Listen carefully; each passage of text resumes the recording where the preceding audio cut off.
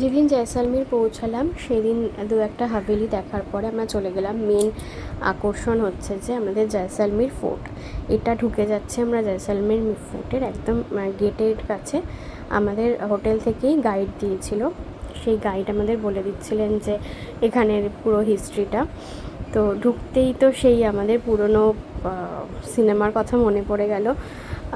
ওখানে লোকজন সবাই বলছিলেন যে এইটা যে সোনার কেল্লা নাম হয়েছে বা এত ফেমাস হয়েছে এইটা, সেটা পুরোটাই সত্যজিৎ রায়ের জন্য, বা ওদের যেই এত ট্যুরিস্ট আসছে সেটা সোনার কেল্লা দেখার জন্যই আসছে।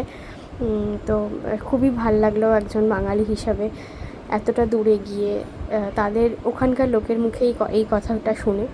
দুপাশে তো প্রচুর দোকান রয়েছে, প্রচুর গান বাজনাও হচ্ছে চারিদিকে।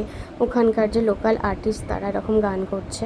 তো এটা আর একটা গেট, এর ভেতর দিয়ে আমরা ঢুকে গেলাম। এখানে এখনও প্রচুর মানুষ থাকে, যাদের বাড়িঘর সবটাই এখানে, তাদের দোকান আছে, প্রচুর রেস্টুরেন্ট আছে, হোটেল আছে, পুরোটাই এইখানে ভেতরেই রয়েছে।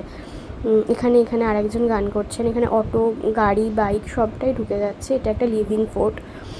তো বেশ ভালো লাগলো ভেতরটা। আর এখানের এই পুরোটা এরকম একটা হলুদ রঙের বেলে পাথর দিয়ে তৈরি। এই যে পুরো কেল্লাটা সূর্যের আলো পড়ে আরও সুন্দর সোনালি রঙ ছড়াচ্ছে, মানে সত্যিই সোনার মতো দেখতে লাগছিলো, এত দূর থেকে এত ভালো লাগছিলো। তো ভেতরটা পুরোটাই আমরা ঘুরলাম। ভেতরে টিকিট আছে ভেতরটা দেখার জন্য, আমরা টিকিটটাও কেটেছি। তো এরকম ভেতরে গিয়ে এটা হচ্ছে কি, এটা একটা গণেশ পোল বা গণেশ গেট এরকম কিছু বলে। এটা দিয়ে আরও ভেতরে অনেকটা ঢুকে যেতে হয়। আর দরজাগুলো তো এত বড় বড়, এত ভারী। ভেতরটা অনেক কিছু বাড়ি ঠাড়ি রয়েছে, অনেক লোকের ঘর রয়েছে, বেশ সুন্দর। আর এখানে দোকানে টুকটাক কিছু জিনিসপত্রের দাম করছিলাম, বাট এখানে বেশ কস্টলি লাগলো জিনিসপত্র।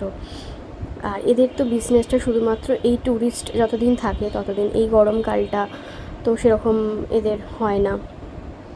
খুব সুন্দর সুন্দর কালেকশান রয়েছে, সেগুলো সব দেখছিলাম। প্রচুর লোক, এই সময়টা খুব ভিড়, একদম পিক টাইম ছিল।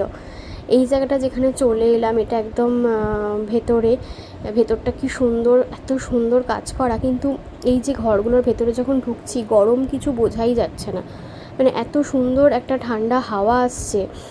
যে এই জায়গাটা উনি দেখিয়ে বললেন যে এখানে রাজা বসতেন এবং সকল যে সবার সাথে কথা বলতেন। আমরা টিকিট কেটে নিয়েছিলাম, টিকিট কেটে এটার মধ্যে ঢুকে গিয়েছিলাম। এটা হচ্ছে রাজার বসার জায়গা, যে ওখানটা পুরো